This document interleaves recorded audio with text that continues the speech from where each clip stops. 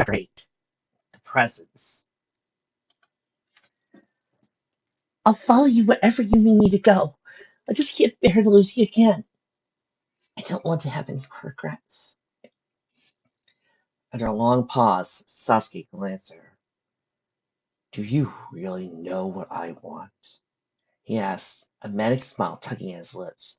Blood streamed down from his face, from his overworked, bloodshot eyes. I don't care. I'll do whatever. I'm going to destroy Konoha, he cried out, breaking into a full grin. His crimson eyes were wide and hungry. That's what I want. Will you, Sakura, betray Konoha for me? A cold laugh escaped as Sasuke finally turned to face the cloaked girl standing across the stream. Yes, she answered firmly. That's what you need me to do.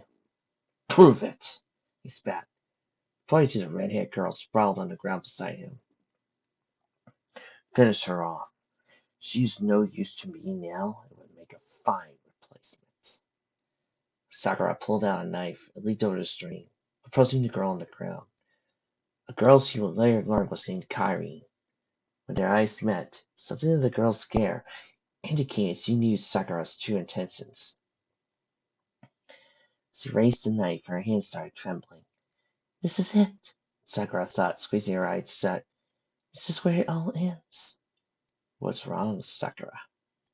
A deep voice whispered from beside her ear. Can't you do it? Sasuke was now standing directly behind her, mere inches away. It was now or never. As he started twisting her body around, tears spilled from her eyes. Sakura reminded herself, this isn't the same Sasuke I used to know. If I kill him now, everything will be over. But it was too late. The chirping of Sasuke's Chichori drowned out the redhead girl's strangled cry of warning. The lightning blade in his hand was aimed for her heart. Sakura sprang up in bed so abruptly, she nearly toppled to the floor. Her chest was rising and falling with each beating breath. She looked down at her shaking hand. No knife. It was a dream. Not a dream. A memory. She suddenly felt nauseous. Curling herself into a tight ball and pushing her hair away from her face, Sakura fought to clear her mind. It wasn't just a dream. Sometimes it felt like her own past life was nothing but a mess of illusions and nightmares. But that was no nightmare. No, that was her brain giving her a vivid play-by-play of one of the more dramatic times she and Sasuke tried to murder each other. A banging on the door sounded from her bedroom.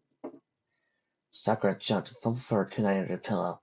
Sakura? Her mother's voice called from the hallway. Are you all right, Sakura? Why did you lock your door? Oh, she said hoarsely, dropping the kunai. Yeah, fine. Just a sec. I'll get. She hadn't told her parents about the booby traps yet. Until she did, they couldn't be in her room unattended. Or they might fall prey to them. Sakura unlocked the door from her, and Mibiki strode inside. You're groaning in your seat. Did you have a nightmare? Yeah. Sakura answered with a small tired nod. Well, you better stop eating so close to your bedtime. That causes nightmares, you know. Her mother said seriously, before Rachel let her feeling. Anyways, I didn't realize you had another day off today. Sakura dragged out of her day's slumber. What? No, I don't. It was Monday. She glanced at the clock. Training over dream started in 3 minutes. Damn it! She cried. She must have slept through her alarm. I thought you were spending another day with your friend Sasuke. The mother said Sasuke danced across her room, clean clothes. Nice kid. Very good enough for his age. Uh-huh. Sakura said while moving to her drawer for a pair of spandex shorts to wear under her red training dress. I knew his parents when they were alive, you know. Mibiki continued, despite Sakura's distractedness. They were quiet but good-natured people. I spoke of his mother several times when you were both just enrolling for school, and before, well, that incident happened. Such a tragic thing to happen to a young boy. She paused, staring into the distance, seemingly lost in her own thoughts. Yeah, Sakura said quietly. She finally stopped her rummaging and turned to face her mother. Eyes filled with clean clothes. Well, I'm just gonna get dressed now, and then I'll be off. Mibiki snapped out of her trance. Oh yes, I'll go prepare you something to eat. She straightened up, Sorry, a lot of things on my mind lately. You're growing up too fast, you know. Once you become a full-fledged ninja, then you get your first job. You stay out half the nights, and now you have a boy following you around. Sakura feigned a smile. Huh, not anymore. Sakura decided to take a quick shortcut to the training grounds, a path through the alley between two tall business buildings. Most young ninjas stuck to the main road or rooftops, but Sakura was starting her second lifetime's worth of trips to the training grounds, so she had quite an arsenal of discovered shortcuts. So she normally saved this one for when she was extra late. The alley was pitch black and rather creepy, but today she was beyond late, so she sucked in breath and bolted to the dark, chilly passage. Halfway through the alley, Sakura sensed another chakra presence. She shrugged it off since she was nearing the training grounds. It would be unusual not to sense chakra at this point. Thump! She stopped in her tracks and whirled around. Someone had, ungracefully, landed on the ground behind her in the alley. Startled, Sakura drew a fistful of shuriken and brought them up to eye level. She felt it. A new presence. A presence that made the air go still and her blood run cold. Her senses told her that the new presence was somewhere behind her. Concerning her between it and the person who loudly landed in the alley. Sakura was trapped. She peered over her shoulder towards the new, terrible chakra source, but couldn't make out a figure through the darkness. The new chakra was familiar. It was chakra she encountered in her own life. Chakra that didn't belong there. Tsunade-sama? Sakura quickly called out before she could stop herself. Then the presence disappeared. After several seconds of squinting and scanning, Sakura determined that the presence was indeed gone. So she turned her attention back to the original disturbance, the source of the noise. She took a small step forward. Hello? She called bravely, voice echoing through the alley, but there was no answer. She took a few more steps towards where she presumed the person must be standing, heart pounding harder with each step. She couldn't sense any chakra emitting from the person. Well-trained ninjas can easily conceal their chakra signatures. She knew someone was there, but why weren't they responding? Curiosity got the better of her as she pulled out a pocket flashlight. The device would expose her location, but she couldn't fight someone she could barely sense in the pitch dark. The light flicked on. No one was there. Then she felt something under her foot. Sakura sprang back and aimed light at the ground. There revealed a hand attached to a body laying face down in the alley. She nearly dropped the light with shock. The body must have fallen somewhere about the alley, explaining the ungraceful noise it made when it landed. She crouched down and carefully turned it over. The good news was that he wasn't an enemy.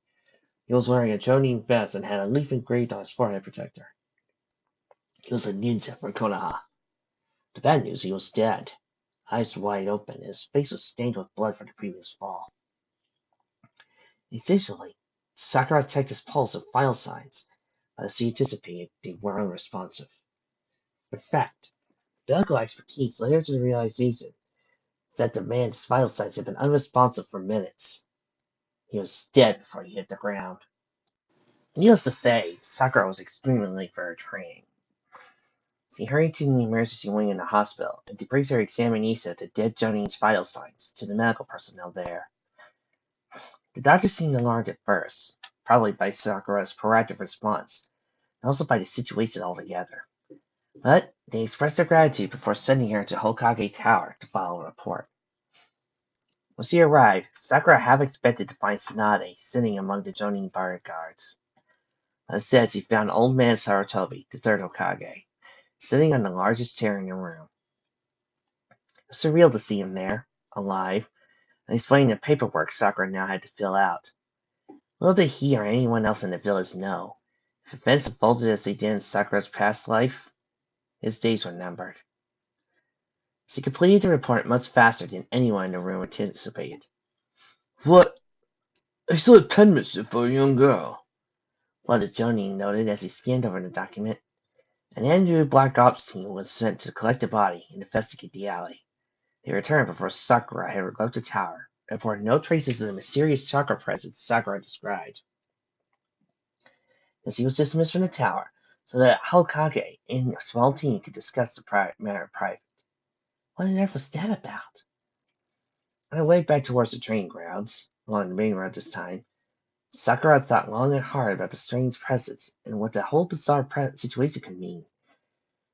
She certainly didn't recall this incident happening in her past life.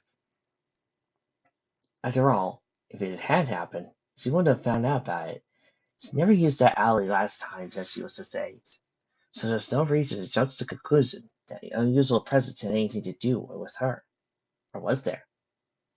What really struck Sakura was how familiar that sinister Sakura had been. She realized that she yelled out Tsunade's name, not only because the chakra reminded her of someone in her previous life, but because the chakra seemed to resemble Tsunade's in some way, and that just didn't add up.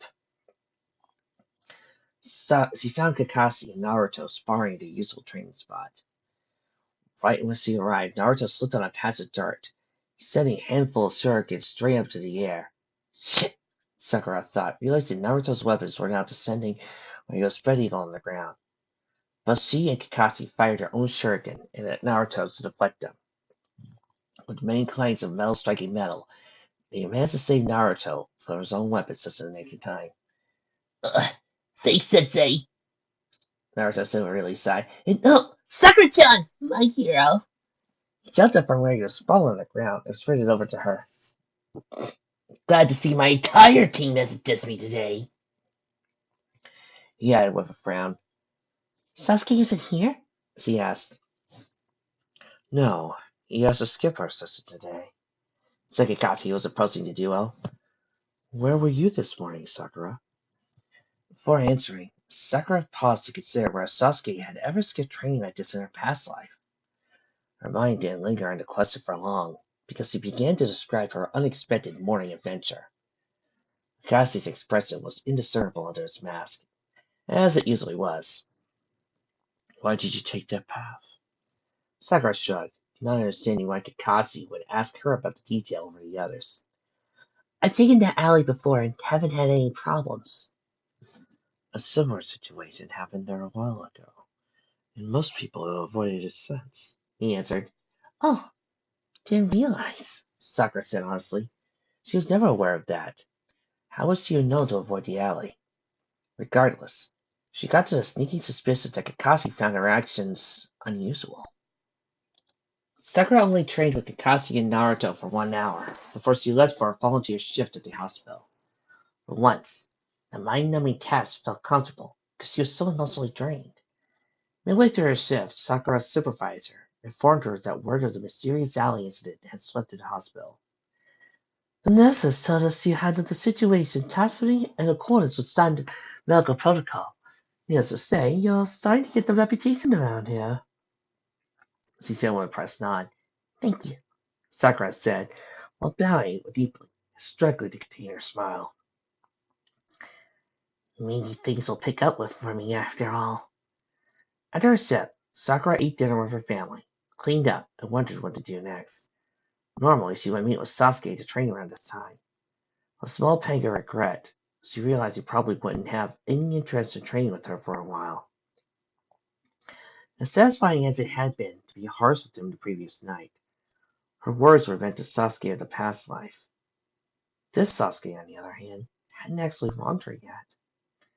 For a brief moment she considered going out to find him, but quickly staunched the idea. No, she told herself, this is for the best. As she already reasoned, spending too much time training with Sasuke might inhibit her ability to stop him from leaving in the future. But when Sasuke didn't show up for their mission the next morning, Sakura grew a little concerned. She asked Kakashi if he had any idea of Sasuke's whereabouts. He got special permission to skip out on our mission today, Kakashi said flatly, without any intention to deliberate. After rescuing 3 stray cats, Sakura wondered, worked, ate dinner, cleaned up, sat in her room restlessly. To busy herself, she organized her growing herb collection, added to the list of supplies and she needed to purchase, and practiced controlling her chakra. When Sasuke didn't show up for the 3rd day in a row, Sakura became worried. You got special permission again? She asked Kakashi, before they set out to replace roof shingles on an office building. Yep. he said curtly, before dropping the subject. That evening, Sakura went to the training grounds to squeeze some extra practice by herself. She threw weapons and worked on basic strength training exercises, but it didn't take her long to recall the many limitations of practicing without a training partner. For one thing, she was restrained to practicing techniques she already knew. Also, she wasted double the amount of time on the setup and takedown. As she was packing up for the night, Sakura scanned the grounds, hoping Sasuke would jump out of the forest surrounding. But he didn't. This isn't what I wanted. If anything, Sasuke's total absence was setting her back in her mission. She was supposed to stop him from leaving the village, but now, for all she knew, he could have already left. Maybe he was already pursuing a new source of power that Sakura told him to leave her alone. Maybe, in worst case scenario, Orochimaru or one of his henchmen already found Sasuke. Sakura shuddered at the thought. When that happened, her mission was good as over. Failed. History would repeat itself, and all of this would be for naught. Well, if it would make you feel better, Sakura, what happened earlier. Okay, screw this. Sakura would fight Sasuke if he didn't show up for their mission the next day. She had to apologize and convince him to train with her again, because that was exponentially better than the alternative where Orochimaru or some other dark source of power lured him away from the village. Hi, I'm Pain. Would you like to join me? Why not? So the next day, when Sasuke didn't show up for their mission again, Kakashi wouldn't provide any explanation why. Sakura mentally prepared her course of action. After her volunteer shift, she would go to the Uchiha residential compound. The entire vicinity was abandoned since the massacre, except for the small apartment where Sasuke lived. She would start at his place, search the rest of the compound from top to bottom. If she couldn't find him, she would go to Hokage Tower and ask if Sasuke was assigned any missions. And if all else failed, she would harass Kakashi for answers. He knew something about Sasuke's whereabouts that he wasn't telling her. But Sakura vowed to save this for a last resort, since she was getting the impression Kakashi didn't trust her. Team 7's mission took longer than anticipated, so she rushed to her volunteer shift without eating lunch. Upon her arrival at the hospital, Sakura was informed that today she would be directly assisting a doctor for a surgery by cleaning and polishing all the tools the doctor would need.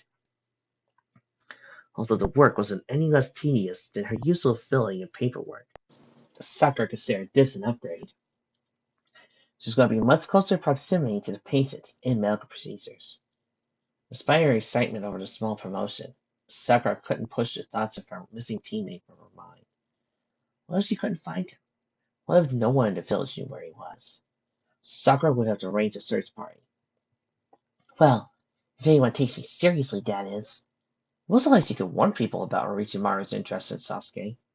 In this life, she hadn't yet encountered and shouldn't even know about Orochimaru in the first place. As she was packing up the end of her shift, Sakura's mind was flooded with thoughts of a new dilemma. How would she break into Uchiha compound? Certainly Sasuke filled the place with traps. If he set up 12 in her bedroom, there were probably thousands of them hidden throughout the complex of abandoned houses. She started panicking. I knew she'd be better off skipping that plan and going straight to the Hokage. Sakura's mind was racing through her options when she walked out the front doors of her hospital. Her mind was so preoccupied, in fact, she almost didn't notice Sasuke sitting on a bench right beside the front door. Wait. Genjutsu? No. It really was Sasuke. Flabbergasted, she slowly approached him. He appeared to be in a bit of a trance. But when he finally noticed her, he sprang up to his feet. He was wearing his signature blue shirt paired with white shorts. They wouldn't let me wait inside, he said. Wait? Sakura repeated dumbly. Finding him here, right outside the hospital doors in broad daylight, was the last place he expected to find Sasuke after his complete disappearance for 3 days. Sasuke straightened up, and his eyes darted away from her blank stare. I'm here to apologize, he said quickly, visibly struggling to force the words out, for what happened. Sakura was now beyond shocked. Frozen from the spot, she sputtered, You apologize? Why? Sakura further response. Oh, I thought you were upset by our exchange the other night. Nozomi again frowned. Now Sasuke's facial expressions weren't easy to decipher, because they were so few and far between. But since Sakura had known him her whole life, she could tell he was grappling with a slew of feelings. He was now determinedly staring at the hospital wall. I forgot you've only been an Avenger since recently, so it's not as fair for me to expect you to think rationally yet. Sakura was dumbfounded. Although this was possibly the most insulting apology she had ever received, apologizing was the last thing she expected Sasuke to do. I, forgive you? She said, watching him in amazement. And I'm sorry too. I guess I crossed the line. He acknowledged her commitment with a curt nod. So, where have you been? She asked, unable to conceal the anxiousness in her voice. He better have a bloody good reason for making her spend her entire morning hyperventilating. His eyebrows crooked in surprise. Oh, I did a little research on my clan's history and asked to join an archaeological team to dig up some artifacts that belonged to my ancestors. I had told Kakashi and I assumed he would have filled you in. Sasuke's nonchalant tone kindled with a new anger in Sakura's heart towards her sensei. She had known where Sasuke went, she would have been saved from so much unnecessary worry and stress. Um, Sakura, sweetie, I gotta ask one question. Are you sure you're only worried because of the mission, or were you genuinely worried as in you wanted him home? Okay, she said quietly, feeling a mixture of relief and frustration. When unwelcome tears welled up in her eyes, Sakura turned away and started walking towards the village core, so her teammate wouldn't have a chance to clearly see her face. But to her dismay, Sasuke followed suit. So what makes you figure my revenge was triggered by something recent in my life? She asked, attempting to change the subject. It took a moment for Sasuke to answer. You changed, he said slowly. He tilted his head to gaze up at the clouds, with hands in his pockets. You keep to yourself more than you used to, he said, and you're more focused. Sakura raised her eyebrows. You noticed me in our academy days, huh? She asked, trying to contain her bewilderment. Of course, he answered a little too quickly. Sakura saw a sideways glance to find he was determinedly staring ahead of them. Weird hair, he mumbled. I need to change the direction of this conversation, and fast. Sakura thought as her heart rate began to skyrocket. It's becoming difficult to get a hold of herself. She chuckled nervously. I've got a target pain on my head, she said, attempting to lighten the mood and release the tightness in her chest. But pink hair does come in handy when fallen soldiers are seeking medical attention on a battlefield. Sasuke stopped walking. What? She asked, spinning around to face him. He was rummaging through a bag he was holding. Medical, that reminds me, he said, pulling out a glass container. Sakura noticed its tiny spell and measurements printed along the side. A beaker. We made a couple stops on the way back, he said while reaching back in the bag and taking out a box of test tubes. These are good ones, apparently. You can't get them here. Sakura's mouth fell open. He didn't. Actually. Sakura, you're about 5 sentences away from singing I Won't Say I'm in Love. Cut this out. You are loving it. I am. Noticing her responsiveness, Sasuke frowned and elaborated. You said you wanted these, right? If these will make you stronger, you'll be a better asset to our team. Sakura regretted comparing this Sasuke to the one in the future, the one in her nightmares. This was the Sasuke she was trying to save. Sure, he was a bit of an asshole at times and hardly had any skill in reading social cues. But this guy in front of her really was just a lonely, confused boy with kindness and fierce loyalty somewhere deep in his heart. This was the Sasuke who she fell in love with. He was looking at her expectantly. Sakura opened her mouth, but no words came out. Instead, she felt a tear trickle down her face. Sasuke's eyebrows furrowed. Wrong ones? He asked, mostly examined the glass items he was holding. He hadn't even lifted a fraction when Sakura threw her arms around him.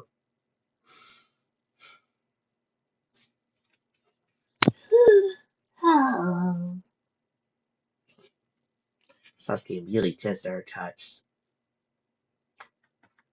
Sasuke's being a very antisocial, unexpected doof. I love him for it. You see, people, somebody at Space Battles actually pointed out there are 3 stages to you enjoying Sasuke. Stage number 1. Wow, this guy's an asshole, but he's cool. Stage 2. Oh my god, this guy's just an asshole. Can't believe I ever liked him. Then stage 3. This guy's an asshole, but he's got good reasons behind it, and I'm starting to see some of his point, and I'm starting to like him now. I'm at stage 3. You're perfect, she said quietly and told her. Thank you. Oh. He mumbled with a sigh of relief and relaxing happy slightly. You're happy. But before Ayano seemed to process what was going on, Sasuke lightly tapped her forehead with his 2 fingers, showing that with that special insignia that how much he loves her. Sakura sensed princesses behind her, jumped away from Sasuke. It was Team 10. The newcomers were staring at the 2 of them with wide eyes.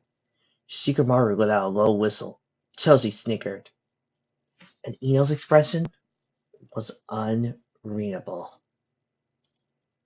Uh-oh. On a side note, guys, I recently read a couple of tweets where somebody mentioned how they hated the fact that Sasuke was showing emotions over the fact that Sakura could have been killed or hurt. And I'd like to point out, are you guys sure you read Naruto? Because Sasuke may not be flamboyant in his emotions like Naruto is, but he does show a lot of emotions. Like whenever he's totally pissed off or sad over somebody he's hurt, or actually has been known to laugh a few times, or can actually relax. While he keeps things to his chest, he also has a great bit of emotion for people. He's got a different way to show it.